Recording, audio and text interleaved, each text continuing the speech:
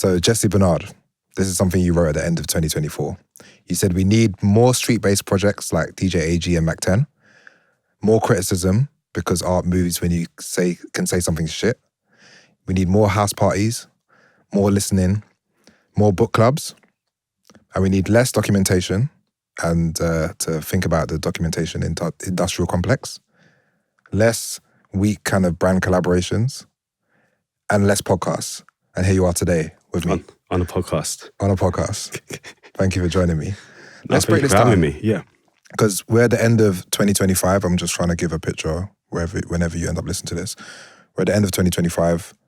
I like to reflect on the year before at the end of another year rather than the year itself. Because sometimes you end up reflecting on, say, like 2024, 5 years down the line, rather than a year on.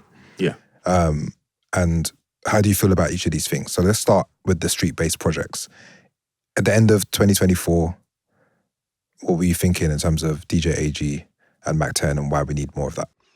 I was thinking about all the other cities I'd been to in the world throughout my life where music and street culture were interlinked. Like New York. When I think of New York, I think of the boombox in the 90s, and I think of all the street dancers and the street hustlers on the New York subway. When I think of music in Sao Paulo and Rio, I think of the bailes. Everyone playing music on the street. When I think of music in London, I think of carnivals. I think of the man on the corner outside Gillette Square with a speaker. I think of all the Congolese uncles on West Green Road just congregating with music, chilling, having fun. And it kind of reminds me of this quote or this scene from The Wire, where Major Barney Colvin was talking about the corner being the working man's living room. And you're seeing a lot of those spaces, the corner being policed, as opposed all sorts, like certain types of street lighting which prevent people from congregating in certain areas. And I feel like music plays a big part of that. Like, it's central to what brings people together. Like, food and music are two things that always bring people together. And I think what AG and Mac 10 have been doing is bringing people together in the street. And that is community. Like, we talk about all these ideas of community. Brands have been throwing out community left, right, and centre for the past 5 years.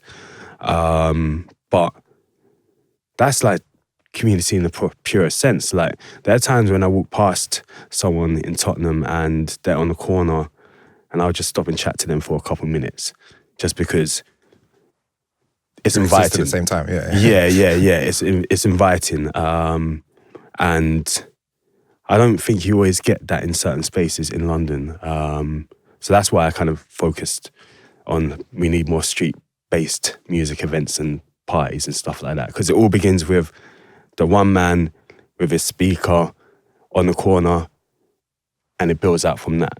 100%. Do you like what were the special moments with DJ AG first, and then we'll go into Mac 10 afterwards from like 2025? A personal favourite of mine is Craig David. Just because I've written about Craig David a lot throughout my career, and he's probably one of the most impactful R&B artists that have come out of the UK. So to have him like on kind of DJ AG singing like Fill Me In, all those songs, Rendezvous, kind of reminds people that British R&B isn't just 10 years old. It's been around since the late 80s, even longer. And I think he was that artist that took it mainstream. To have him just shows that, okay, cool, like we can celebrate the veterans just as much as we can celebrate the new guys and the up-and-comers and stuff like that. And I think that's what Black British music, or at least the media around it that celebrates it, lacks. It lacks that intergenerational conversation and championing the greats and the people that basically allowed everyone who's thriving now to exist.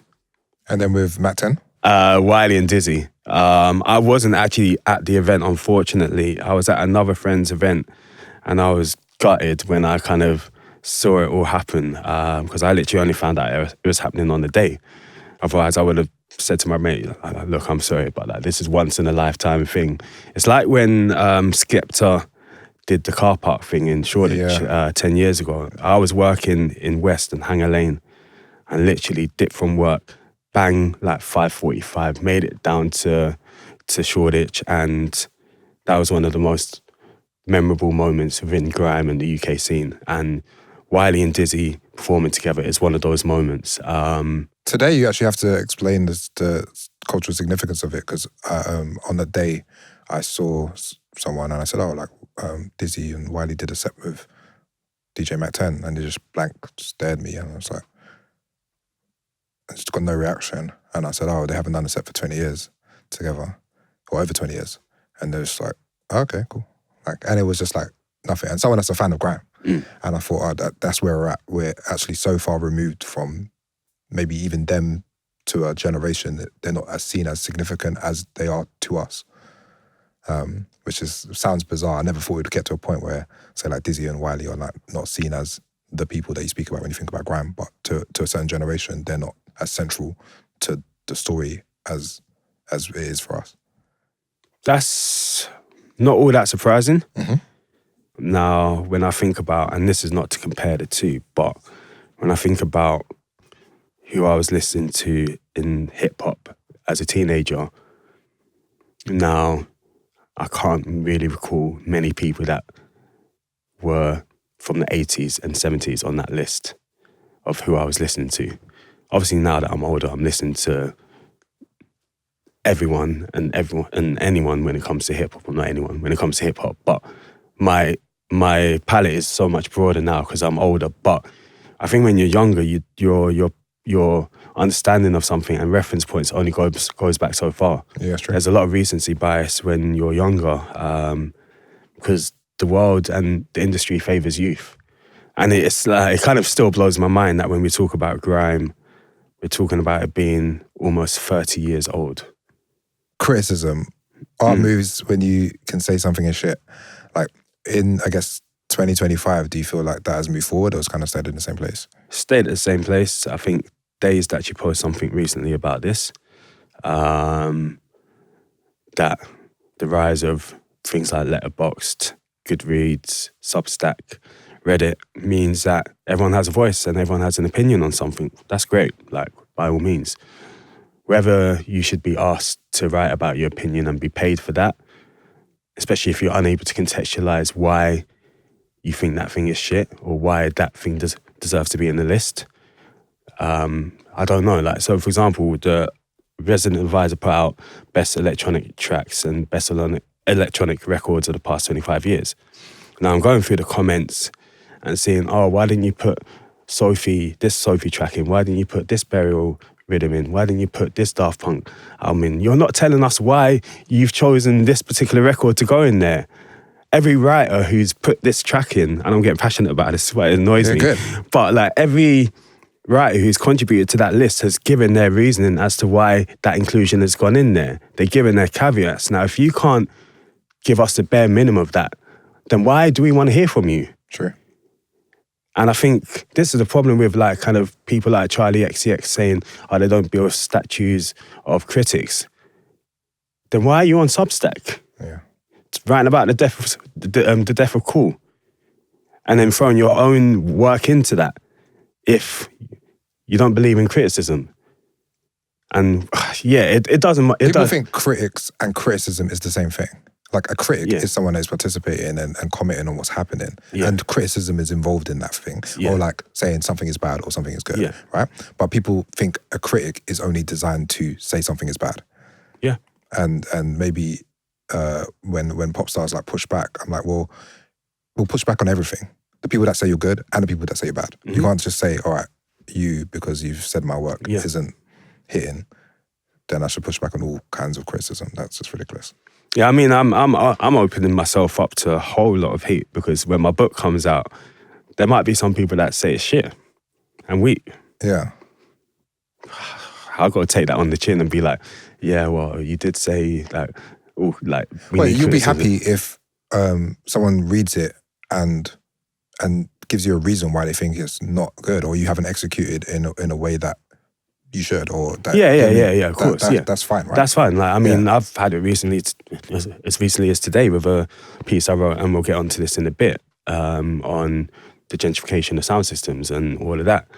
And I saw a couple comments on there which, like, right, I didn't agree with at all. But at least one of them, they gave their reasoning as to why they felt my piece missed the point.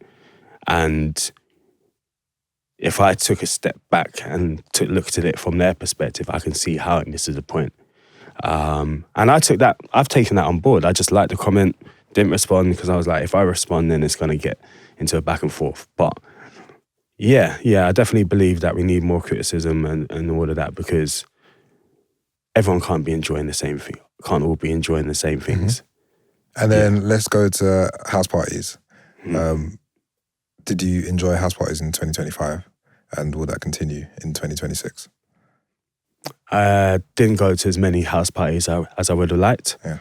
But I did enjoy them. If there was a house party, either I put it on or it was a close friend, but I enjoyed them. How do you organise a house party in 2025?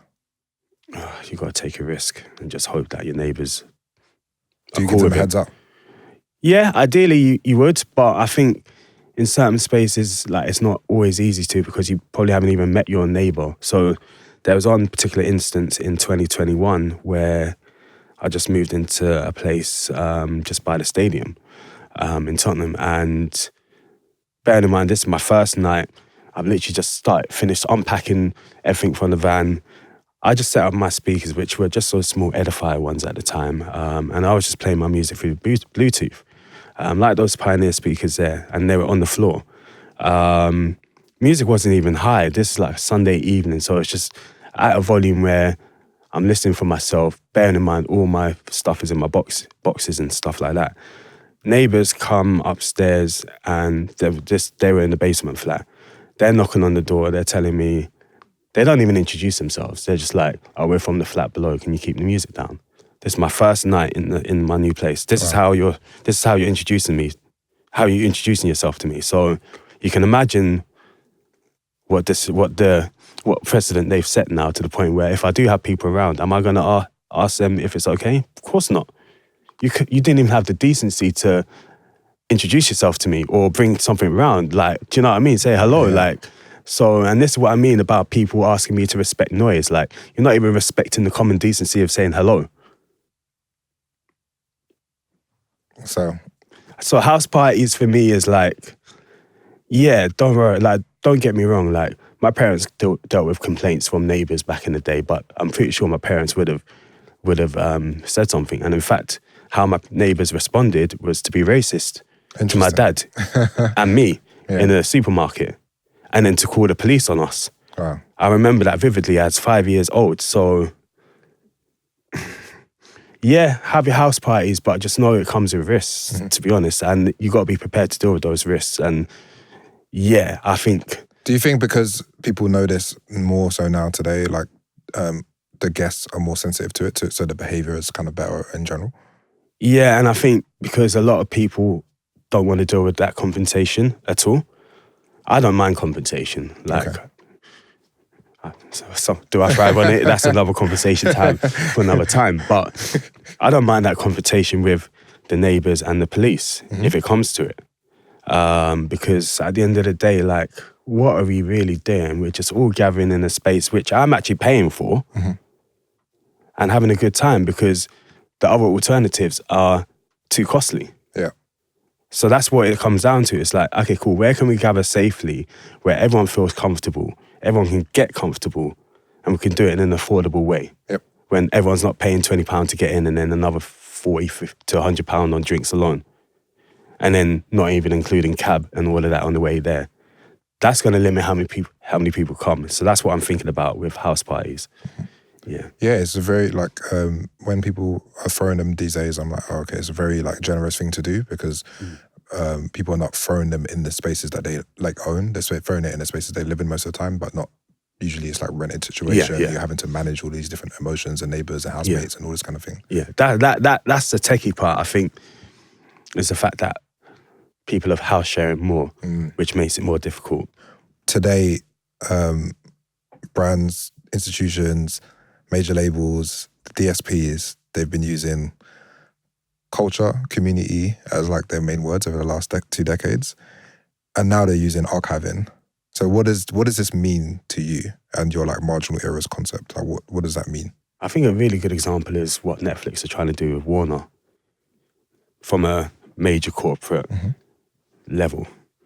So Netflix wants Warner because of its archives, because it wants to own the IP of everything Warner has ever made from, you name it, from Daffy Duck to Donald Duck to Batman and all of that, and DC. So if Netflix owns that archive of IP, they can then make whatever they want to make from that. We can get another Batman film out of all the Batman versus Daffy Duck. Yeah, why not? Yeah. Why not? Why not? Like, why not? Batman versus Yosemite Sam. That is something that would be funny to see. But do you know what I mean? That's the archive that exists in a corporate structure, in a corporate sense. Then you got the archive of like, okay, cool. So I've been, over the course of my life, because I'm a hoarder, collected CDs, Nike lanyards, magazines, Arsenal shirts, trainers, no fear hats of the past, basically since I was a teenager. My mum and dad gave me their records collection 10, 11 years ago. Found like hundreds of records in that. That didn't become an archive until I gave it meaning. That was just a collection of things. That was my family and me hoarding things because we didn't know to get rid of it. It only started to become an archive when I gave it meaning and said, no, all of this together tells the story of a certain time. Now, something sitting in your Google Drive, I don't think that's an archive until you give it meaning. Okay. That's what I'm saying. And I think archives can evolve and they can grow. That's what I mean by living archive, is that what it looks like today may not be what it looks like 5 years from now, because you're consistently adding to it. Like, my record collection now exists as an archive because there's structure to it. I'm not just buying any and everything I like now. I'm just buying things that fit to a certain type of story I'm trying to create within that. So that's what I mean by archives, yeah. And then where does the like even naming the framework, like marginal era? I think that names are super important, and I've never been good at them. Yeah. I mean, I've always been good at names. I've never been good at explaining why. But I think everything that I kind of collected was marginal at some point. The no fear hat, the Nike lanyard, like the people that were wearing those were on the margins. Now all those things are cool again. And they're selling for what on Vinted. So it's interesting seeing aspects of the culture that you grew up with being sold back to you at a higher rate. So that particular moment in time felt it was a marginal era, and you can kind of say it's a play on words like the marginal era and all of that. So that's like, where, I guess like 20 years later, people think things were bigger than they were. Like, so if people that do know, say like about grime, for example, they'd assume that it was like it took over the country or something, or like it was like, you know, we were doing raves everywhere and everyone was like something like that. I'm like, no, it was not that at all. It was not that at all. Yeah. By the way, I guess the stories have been retold and maybe they survived. You think, oh, like that's, all of those, even the records have become more culturally significant than they were probably at the time, over time, because of the amount of the way we stuck to it, basically. Yeah, I mean, I never thought to buy a grime vinyl record in 2004. Why? Okay, the reason why I started buying records and started DJing was because it was only available on record. Whereas if they had all those songs on CD, I just would have bought a CD. So this is the thing, is that I only heard what I heard when I heard it. Yeah. And this was before YouTube. So if someone had it on their phone, their Bluetooth Nokia Square phone, or if I managed to get a copy of that through Bluetooth or infrared, great. But then before YouTube, a lot of that stuff was through what you heard on radio and going to Manic FM or kind of Dealville or wherever you went to, whatever shop you went to. That's how you heard grime. And I don't remember calling it grime until 2006, 7. Yeah. To be honest. And maybe like there wasn't the urgency of like feeling like you needed to own it because like you're in it at the time. So there probably wasn't as like... And also like so much of what other kids were listening to was like indie rock and like stuff that was considered highbrow. Grime wasn't considered highbrow at the time. None of that stuff was, and it took a long time for that to. I mean, I don't think it ever became highbrow until I started writing professionally as a music writer. So what year was this? 2014, 2015. Even then, still fighting for it to get recognised So as that. give me the line where something can cross like grime can cross to being highbrow. Like, what do you mean by that? And like, give me an example of maybe a moment where it's not considered highbrow, and then a moment where it is. You got Boy in the Corner, which put out an Excel, receives a Mercury Prize, that elevates its status within certain conversations. But then you got, and this is no way by any means comparing the records, but then you got P Money Over Everyone 2008, 2009. I love Money Over Everyone as a record, but if I was to try and pitch that to a magazine or a blog today, like, or even back then, I don't think they were picking it up. Mm-hmm. Today, I could like say, oh yeah, it was one of the best 50 records of 2009 or best top 10 grime records of 2009. But that's because we got the context and the history to look back on. But then it was difficult to kind of pitch those kind of records and stuff like that. Because it kind of fell between these lines of it not being rap music and it not being electronic music or considered electronic music. So like the example, we're looking at that back at that Resident Advisor best of the last 25 years list.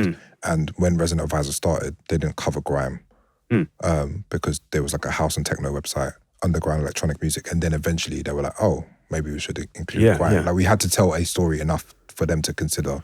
And we had to call them out.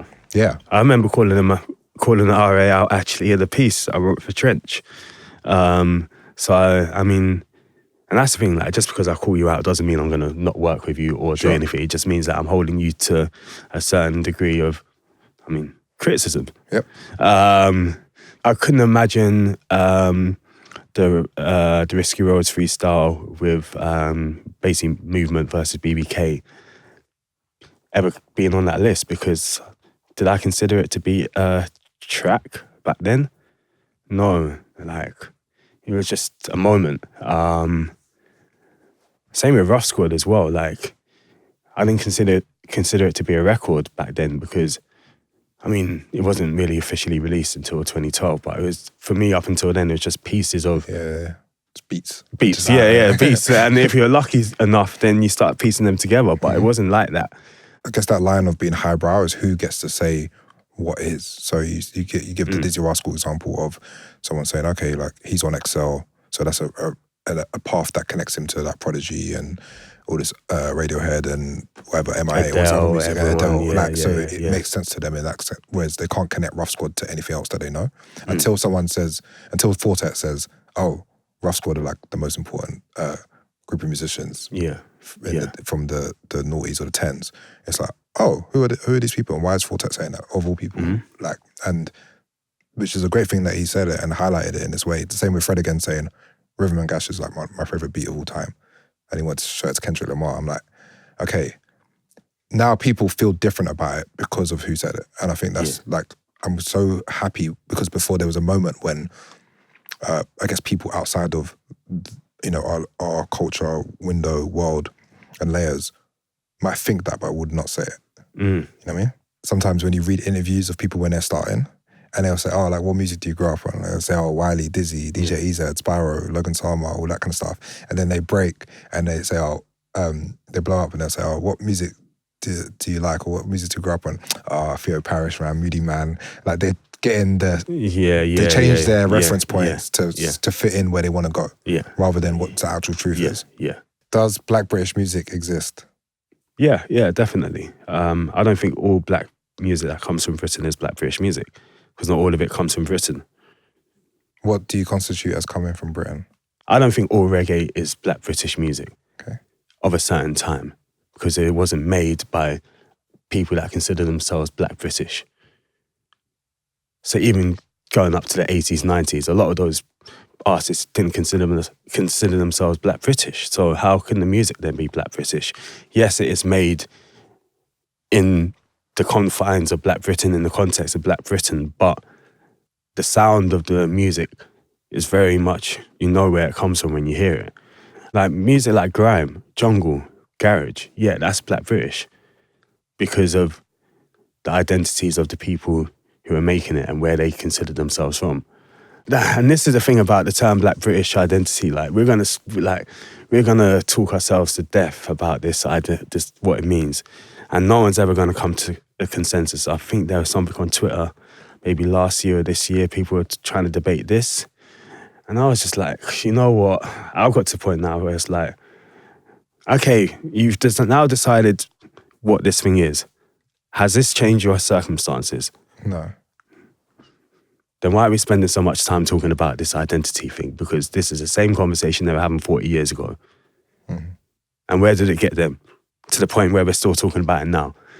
But I think when you're talking about cultural artifacts and cultural art forms, yes, you can kind of call those things Black British music, Black British art, Black British film, because, yeah, you're distinguishing it from British film, English film, and all of that English music. And then like Black American. And Black American as well. So like, yeah, I've kind of called my book Escaping Babylon, an intimate history of Black British music, because I'm talking about a very specific period where most of the music from like late 89, or late 80s, like 89 to present day was of Black British origin. Mm-hmm. Yes, it had influences from other parts of the world, but it was made by people that were calling themselves Black British. And then going forward, like I guess we're in this time where people are pooling from everywhere now because we're sharing platforms with like the diaspora like more tightly. Do you think this was an era of Black British music that was quite pure, and then going forward that might not be the case? It might be like, okay, in the next 5, 10, 15 years, we don't recognize that to be Black British music. We recognize this particular era, let's say from the 80s maybe until, I don't know, when your book stops, like 2019. And you go, okay, that was Black British music, what period, what time? And then after that, there was Black people making music that are British, but it wasn't Black British music. Is that possible? Yeah. I'm just being an antagonist here, not... No, I agree, because like you're taking influences from so many different spaces. I mean, you could even debate as to whether drill... Yes, UK drill is Black British, but drill as a whole isn't Black British. When you look at its origins from Chicago and all of that, and when you look at kind of the Afro swing, whatever you want to call it, movement, that was a derivative of Afro beats. Mm-hmm. Whether you can call that Black British, again, that depends on the artists that made it. That's up to them, to be honest, and the people that would listen to it. And that's going to be up for debate in 20 years' time. I'm going to be interested to see that debate. But 100%. Yeah. Do you think the changing demographic of who is Black British will mean something different as well? So like you said before, we were in the Windrush generation, a lot of people from the Caribbean and West Africa a bit later. And then going forward, Black and British is going to be made up of completely different section of people. So like the music, the influences, what is important, what is put to the front of what Black British music is will change. Do you think like that will make a difference to where you feel about it? We have a tendency to look back on the past with like rose-tinted glasses as well. Yeah, I was actually speaking to my mum and dad about where they used to rave a lot and party a lot in the 80s, and a lot of it was like Dalston, Kingsland area for my dad, and then house parties for my mum in like south from like Peckham and Stockwell and all of that. There was a mix of people, a mix of different groups. I think we're seeing that now as well. But I think when you look back at who was considered Black Britain then and what countries they were coming from, it was a lot more finite. And maybe you might have a handful of people from certain other countries outside of Jamaica, Nigeria, Ghana, and most of the bigger kind of Caribbean islands, right? Now, with the refugees that came over in the 90s, 2000s, so from Congo, from Sierra Leone, from Mozambique, anywhere where there's been destabilization in Africa, like they're starting to redefine what blackness looks like in Britain. And that's going to continue to change as long as there's destabilization across those regions. And then that's not even considering across like Middle Eastern regions as well. Like in the early 2000s, it was Iraq. Now, in the past couple of years, you're going to have a lot more Palestinians coming over because of that. That's going to start to impact what Middle Eastern Britishness looks like. You wrote a piece about the gentrification of sound systems. Can you explain what this means? The piece covered a few different topics. It covered the idea of London listening bars, and I'm focusing on London as a whole because I've been to listening bars in Sao Paulo and Marseille and other cities, and I think it works in other cities. And it works in London as well, but London takes an idea which becomes very novelty, and then it runs with it until it's beaten to the ground, and then all you ever hear is, oh, listen bar here, listen bar there, listen bar there, listen. Do you know what I mean? Same thing with the no phones on the dance floor policy. A couple clubs been doing that for time. Now suddenly the in thing is to have no phones on the dance floor. The sound system thing. So a lot of these like listening bars, listening rooms, you name it, exhibition spaces, are spending a lot of money building these nice big speakers. But then the music, it's funny, I saw someone post, how are you spending all this money on this music and you're playing Ethiopian field music with cows playing with no bass? And that's not to shit on that kind of music, but if you're not even utilising what you're spending all that money for, then why are you building that thing? And I was at a Travs Presents in Moko last year in Tottenham before it closed down. And they had issues with the sound because they kept wanting to go higher. But they're only allowed to stay at a certain decibel. And I've had that when I played at Moko and Jumbi as well. So that's what one aspect of it was. It was like, we're seeing a lot more kind of spaces which are spending all this money on this equipment, but not having the music loud enough to really enjoy it. Then you're having the aspect of who is being consulted to build these systems and design these systems. And a lot of them feel very Instagram aesthetic first and not necessarily focused on craft and knowledge sharing and all of these things, which is where the intergenerational conversation came in.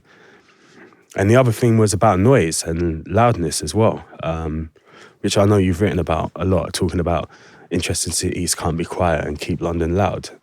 And I truly believe that as well. Yes, I understand that there's pockets and spaces on the outer boroughs and certain enclaves within inner boroughs where, yes, you want quiet, you want peace and all of that. But in areas which have been historically known for vibrancy, high energy, they've never been quiet. London as a city has never been quiet. It's always been loud. And I'm not saying that's the way it has to be, but that's the way it has been. And that's the way it is. And it's always the music and the culture that's always having to make the compromise. It's never the trade and the commerce and all of that that's having to make the compromise. That's what I mean about, and I'm pretty sure that's what you mean about interesting cities can't be quiet. Why is it always the people that want to celebrate culture having to make the sacrifice? Yeah, like here in the city of London, the landlord is king. Yeah. So, and if the tenants say turn down the music, then they win. Or your neighbor who happens to be a homeowner, and you're not a homeowner. And you're not a homeowner. Yeah, so the homeowners rule the city. Yeah, and they feel like anything that's even outside of their home, they can influence what happens, right? So if something is 1 mile from them and they get in some kind of externality from it in any kind, they can have a comment on it or have a point of view. But then this is what I've never understood. Why, and it's the age-old conversation around gentrification. Mm-hmm. I understand moving here when you're younger because it's more affordable and all of that. But when you're looking to set down roots, knowing that you're going to have children, you're going to have a wife someday, you're going to have a husband someday, why set down roots in an area which is historically culturally vibrant and loud and abrasive to what you know and your sensibilities. Yeah. Thinking now, yeah, okay, cool, in 10 years, the prices are gonna go up. But you could buy that same house in Hertfordshire or Sussex or Surrey or wherever, and my voice is going up again because I'm passionate about this. Yeah. And having lived in Hertfordshire, I know what the other side looks like.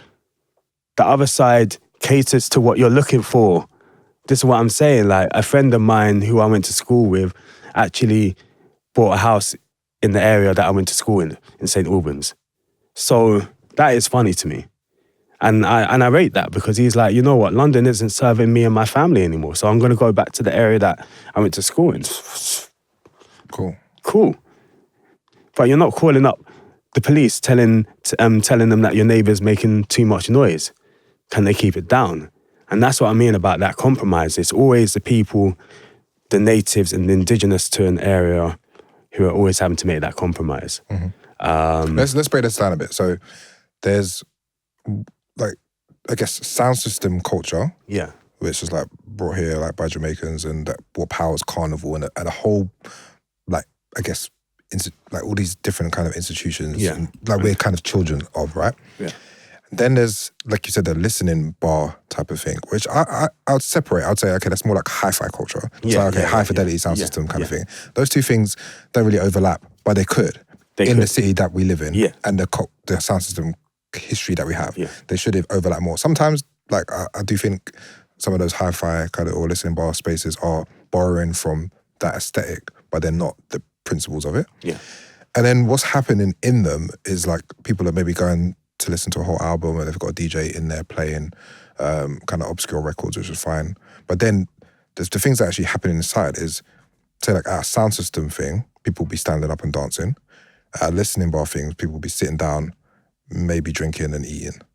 So there's not just a volume perception, there's like a behavior. It's like you cannot stand up at a listening thing. You have to sit down and have a small play. And if there is dancing in those spaces, it's very limited. Yeah.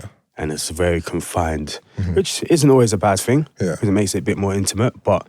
And usually it's like also like archival music in some way, right? It's like it's not like centered around new songs. It's like you said, it's going to be ambient patches of pro wrestling sounds in 1976 taken from a gym in Doncaster mixed with old techno. I don't know, whatever.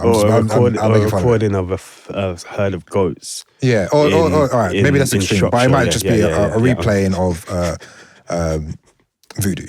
That's what you see a lot, right? Yeah. Of D'Angelo voodoo or something like that. So it's like old music and just a space for people to enjoy, sit down and listen. And like that is a kind of also like it's a recontextualization. It's a way to enjoy music that's different, which I'm not against. But then if everything becomes like that, then now we're sitting down, we can't stand up again. Yeah. It's kind of like what Eat Out to Help Out was or something. This kind of weird now, but now if you go to a restaurant, it's more or less like that. Everyone's kind of. You actually saw that when D'Angelo passed away. Like the amount of listening bar spaces and those new age communal spaces that had their D'Angelo listening parties and stuff like that. And to be fair, like, kind of made sense with the technology that voodoo was made on and Black Messiah, but those aren't the only records that have been made in analog format. Yep. There's other records that have been made. What do you think that's doing though? Like, so if we, I guess, don't push back on things just going to that kind of maybe sitting down culture, do you think that other thing can't come back? Like, basically the dancers are done. I mean, you just stiffen yourself up to the point that when you do finally stand up, you're having to stretch before you can move a bit. Like, it's going to take a while and you're going to have to relearn these things. And we are becoming more sanitized in how we dance and all of that. And that is going to start to impact the next generation. I'm not talking about the soul man them with the back against the wall. That is very situational. But in that context, everyone's dancing. And even then, they're still dancing in their own way. They're bopping their head to the beat or whatever. But when en masse collectively, we're being shifted away from moving our bodies to now sitting down, that is going to impact the type of music being made, because people are going to start making music to be heard in listening bars instead of for the sound system. So that's what I mean about when we lose that sound system, we lose the music being made for it. So we start to lose that bass and start to hear more ambient, which is what we're seeing now. Like, that's already begun. And I don't have anything against ambient music, but I love a big dusty stinking bass, I can't lie. That's what I grew up on. And if I don't hear that, then I start to feel a type of way, because then I'm like, I can't move my body to this music in the same way. Let's focus on this term as well. So noise. So what I guess we mean by noise is the movement of people, sound, enjoyment, laughter, like going from maybe say like a bar to a train station, the cars pulling up, people congregating, smoking outside, like just the collective energy of people, right? Yeah. But people, I think, when reading your piece, look at noise as just noise pollution, like the negative aspects of any noise. Whereas I don't hear people laughing outside and think, oh, that's just annoying me. Laughing outside, oh, just want to. Do you know what I mean? Yeah, like, or kids like after school. So where our office is, where I work, Hackney Downs, it's in between basically a couple of schools. So you see kids running past at like between 3 and 4 o'clock, like screaming. That's what they should be doing. Screaming, doing exactly what they should be doing exactly what I was doing. And I have to remind myself that this was me 20 years ago. So I can't be annoyed at them. And that's like what I want to hear. I want to hear more of that collective laughter of teenagers in the city, especially in the city, when you don't hear that so often. Collective laughter of children, young black children. Like, do you know how powerful that is? And to try and silence that and try and misconstrue what I mean by noise for, the sound of the underground, the Victoria line, which is so loud. The sound of sirens, the sound of things that don't feel good to you. Yeah, I hear that. But at the same time, this city has always been loud. New York is loud. Sao Paulo is loud. Tokyo is loud. Paris is loud. LA is loud. And those are interesting places. And London, built on colonial exports and imports and industry, built on a river, so much war between different groups fighting over London as a city, the Romans, the Vikings, the Germans. Hackney and Tottenham. Peckham Brixton. The Germans almost tried to take this city, do you know what I mean, in the 40s. And I think to expect London to be anything other than it is, we can reimagine it and want it to be something else. We can expect different pockets, but yes, by nature it's loud, and that noise probably isn't great for our health, which is what someone said.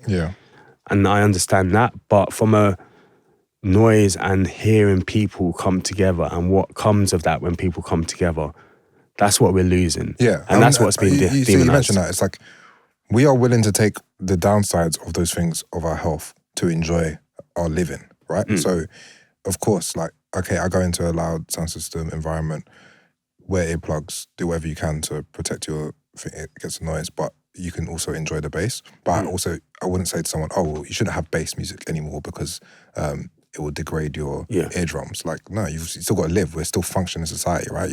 And just, I guess, in closing, like, there's this kind of thing about, sanitization and sobriety, sitting versus dancing. And I guess our vices kind of been pushed out to private space. So before, you'd go to a club to drink, or you'd go to a sound system thing. Some people would smoke in there. It would be a collective thing where people can let go. Whereas if we're not even allowed to do that in the spaces that were designed for them, then you do it when you go home by yourself, or people are isolating those things to not be a social experience anymore, which must be doing some sort of damage to us all, right? A lot of conversations around sobriety, drugs in nightlife spaces don't take a harm reduction approach. And there's so many charities that you can look up that are focusing and specialising around harm reduction when it comes to drugs and sobriety and all of that. Now, if you start to stigmatise the use of certain vices, that doesn't actually limit or decrease the amount of people using it. It actually means that they're doing it in more harmful ways because they're doing it in isolation, where there's less people being able to see and check in on their well-being. And I don't know whether going from one extreme to the other extreme, sobriety is healthy in that way. With anything, there's balance. And I totally understand people have their individual ways of dealing with these things. But it's the way that it's being preached. It's like evangelism. Like, everyone's knocking on door to door telling me I've now got to join this mature sauna rave with no alcohol. It isn't... Which actually isn't safe. Yeah, or I think like it's weird when you talk about moderation. It's like moderation is just when you go to a rave, then drink or whatever we're gonna do, and then the rest of the week you do something else. That's moderation. Yeah, it's not trying to mix sauna, being in the sauna with raving, or exactly. I mean, it's like putting the two things together. You're not trying to put like custard on your roast dinner, right? And this is the thing. This is mainly for people that have gone hard to one extreme. Yeah. They can't fully let go of the entire lifestyle, so they're trying to make the lifestyle work for them, which is great. But what they're now creating isn't necessarily any healthier. So what do you want people to take away with, I guess, what you said about the gentrified sound systems and where, I guess, the loudness war is going in? I want to see more elders in those spaces. I want to see more Charlie Darks and Dub Plate Pearls playing in a cafe 1001 or... Jumbi is great at that. Yeah. Jumbi is really great at that. But I want to see more Dub Plate Pearls playing at a space talk, stuff like that. I want to hear more like hard bass culture, derivative, originated sounds in those spaces. And not just another replaying of D'Angelo or... Yeah. Like, I love D'Angelo. Like, it's one of my favourite artists, but like... Do I need to listen to him every time I go to a listen bar? Probably not. Yeah. And it's like, it kind of defeats, the Black British music thing. Okay, we've come this far. Yeah. And then this is what we use for our space. So like, I was at one of these things a few months ago and they were playing this like random Coolio B-side. It wasn't even good.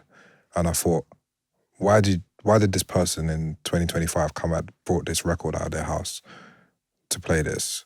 Like, it fits the aesthetic or what they perceive to be the aesthetic of the hi-fi and all this kind of stuff. But I'm like, how can you sit in London in 2025 and not think that London, UK, Black British music matches the aesthetic of where you are, even who you're playing to, you know what I'm saying? Because there definitely won't be a random Coolio record from 97 or whenever it was, you know what I mean? What song was it? Ooh La La? I can't remember. It was just like, I didn't even heard it before. I was like, it was just so bizarre. I was like, what is this? But I hear this a lot, just like the decorating, like the basket thing where he says, music is decorating time. Art decorates space and then music decorates time. But we're decorating our time with like something that isn't even reflective of the time that we're living. Yeah. And that kind of worries me about the gentrified sound systems, especially if we don't get the bass back. Yeah. And I think there's always a particular sound and community that's having to make the sacrifice. And I'm just asking people when they're reading this piece to think about which communities and which sounds are the ones having to make that sacrifice, whether enforced by policy, by law, or otherwise. Just, think about it a little bit more deeply, because to me, a lot of it sounds like another form of Form 696. Yep, 100%. And for context, we're recording this just before Christmas, and I imagine both of us are not escaping the city over the next couple of weeks. And we're not afforded with the luxury of being able to make noise somewhere else. Like, we're not able to go to the Cotswolds and make sound, or to a farm in the counties and make as much noise as we want. This is the only place that we can do it. So, thank you. No, thank you. Thank you for taking the time. Yeah, no, thank you for having me. It's it's been good to talk about these things and then contextualize them and get them out of my head as well. Yeah. I think a lot of my ideas stay in my head, and we do talk a lot like over voice notes and like messages and stuff like that, but it's good to be able to contextualize a lot of these things and talk about them in real life. Yeah. Big up, man. Thank you. No, thank you for having me. Thank you, man. Much love.